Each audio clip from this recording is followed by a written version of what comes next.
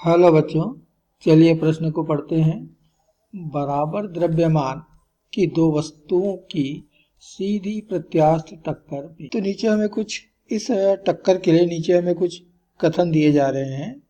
ये बतलाना है कि इनमें से कौन कौन से कथन सही है। तो पहला कथन दिया हुआ है वेग आपस में बदल जाते हैं। दूसरा कथन दिया है चालें आपस में बदल जाती हैं। तीसरा कथन दिया है संवेग आपस में बदल जाते हैं। और अंतिम कथन दिया हुआ है तेज चलने वाली वस्तु धीमी हो जाती है और धीमी चलने वाली वस्तु तेज हो जाती है। तो इस प्रश्न के लिए जो मूल अवधारणा है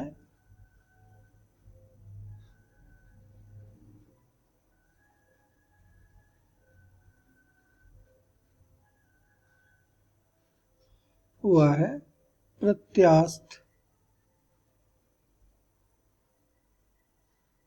टक्कर।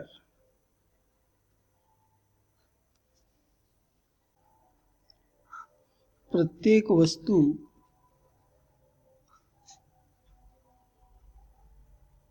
का द्रव्यमान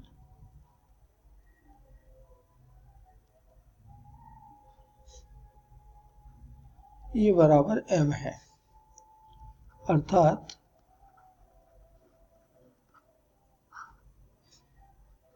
पहले वस्तु का द्रव्यमान m1, दूसरे वस्तु का द्रव्यमान m2, ये दोनों ही m के बराबर हैं। इसी प्रकार मान लेते हैं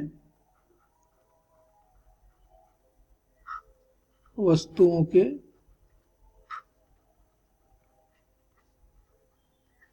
टक्कर के पूर्व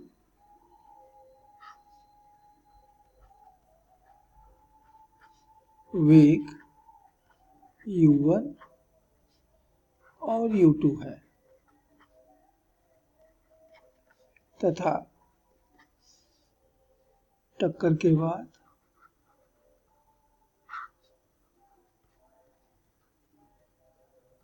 क्रमशः v1 और v2 है।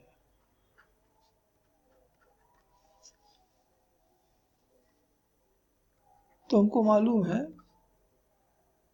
कि v1 यानी टक्कर के बाद पहले वस्तु का वेग ये बराबर दी जाती है m1 ऋण m2 बटे m1 धन m2 गुणित u1 धन 2m2 बटे m1 धन m2 गुणित u2। और इसी प्रकार दूसरे वस्तु का वेग v2 ये बराबर दिया जाता है m2 ऋण m1 बटे m1 धन m2 गुणित u2 धन 2m1 बटे m1 धन m2 गुणित u1। तो दिया गया प्रश्न इसी अवधारणा पर आधारित है। अब यहाँ हमको प्रश्न में दिया हुआ है कि m1 और m2 तो बराबर है, प्रत्येक बराबर m है। तो ऊपर के सूत्रों में रखने पर v1 यानी पहले वस्तु का टक्कर के बाद का वेग m1 माइनस m2 ये तो दोनों बराबर है तो 0 हो गया, शून्य हो गया।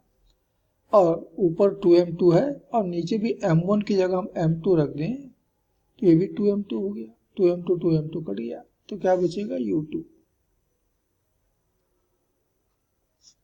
और इसी प्रकार दूसरे वाले समीकरण में m1 बराबर m2 रख दो तो v2 बराबर मिल जाएगा v2 वेग सदिश बराबर u1 वेग सदिश। इसका मतलब हुआ कि पहले वाले पिंड का अंतिम वेग दूसरे वाले पिंड के प्रारंभिक वेग के बराबर है यानी u2 के बराबर है। और इसी तरह से दूसरे वाले पिंड का अंतिम वेग v2 पहले वाले पिंड के प्रारंभिक वेग के बराबर है अर्थात u1 के। अर्थात पिंड जो है आपस में वेग बदल लेते हैं और इसलिए पिंड वेग बदल लेते हैं, आपस में बदल लिए। यदि हम इसका परिमाण निकालें तो v1 का परिमाण बराबर u2 का परिमाण और v2 का परिमाण, ये बराबर होगा u1 का परिमाण। अर्थात पिंड आपस में चाल भी बदल लेते हैं।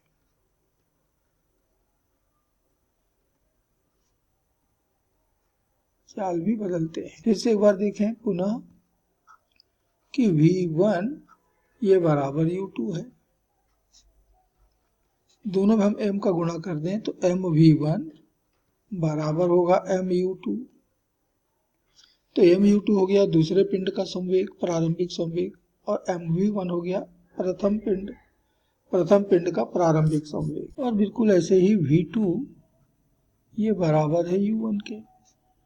इसका मतलब हुआ कि mv2 अर्थात दूसरे पिंड का अंतिम संवेग ये बराबर हो गया पहले पिंड के प्रारंभिक संवेग के। अर्थात संवेग भी आपस में बदलते हैं, संवेग भी बदलते हैं या बदल लेते हैं। अब हम ये मान लेते हैं कि u1 ये बड़ा था u2 से, अर्थात प्रथम पिंड तेज और द्वितीय पिंड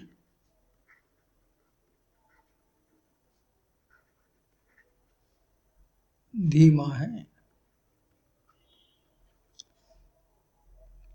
अब क्योंकि v2 बराबर u1 है और v1 बराबर u2 है, तो u1 की जगह मैं ऊपर वाले संबंध में v2 रख लूं और u2 की जगह v1 रख लूं, तो हमको मिल रहा है कि v2 बड़ा होगा v1 से।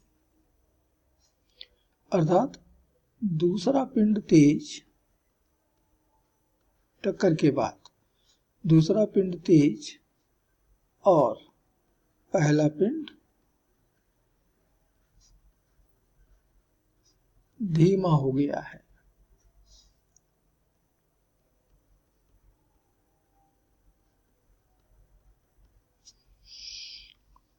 तो तेज वाला पिंड धीमा हो गया, धीमा वाला पिंड तेज हो गया है टक्कर के बाद। तो चलिए देखें कौन कौन से कथन हमारे लिए इस प्रश्न के लिए सही होंगे इन तमाम गणनाओं के बाद। तो कथन ए कहता है वेग आपस में बदल जाते हैं, इसका मतलब कि ये विकल्प या ये कथन तो सही है। दूसरा है चालें आपस में बदल जाती हैं, ये भी सही है। तीसरा दिया हुआ है संवेग आपस में बदल जाते हैं, ये भी बिल्कुल सही है।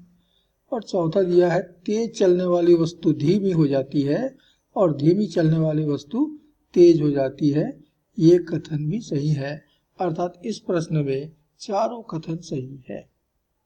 आशा करते हैं आपको समझ आया होगा। धन्यवाद।